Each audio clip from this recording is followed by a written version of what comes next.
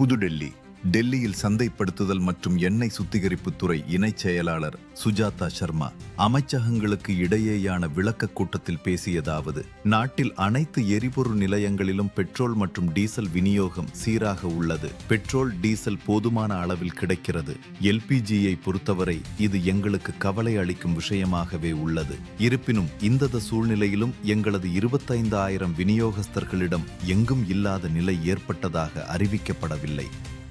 எனவே எந்த வதந்திகளையும் நம்ப வேண்டாம். கேஸ் சிலிண்டர்களை பீதியுடன் முன்பதிவு செய்வதை தவிர்க்க வேண்டும். கேஸ் சிலிண்டர் விநியோகத்தில் பாதிப்பு ஏற்படாது. பெட்ரோல் மற்றும் டீசல் உற்பத்தியில் இந்தியா தன்னிறைவு அடைந்திருக்கிறது. எங்களது அனைத்து சுத்திகரிப்பு நிலையங்களும் தற்போது 100% அல்லது அதற்கு மேற்பட்ட திறனில் இயங்கி வருகின்றன. சுத்திகரிப்பு நிலையங்கள் போதுமான அளவு கச்சா எண்ணெயை வைத்திருக்கின்றன. மேலும் விநியோகம் தொடர்ந்து பராமரிக்கப்படுகிறது.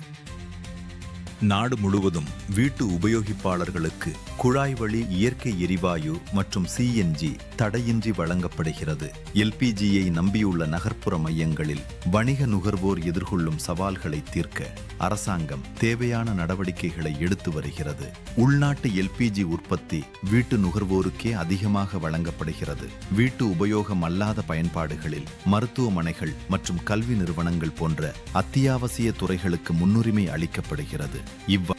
அவர் கூறினார்.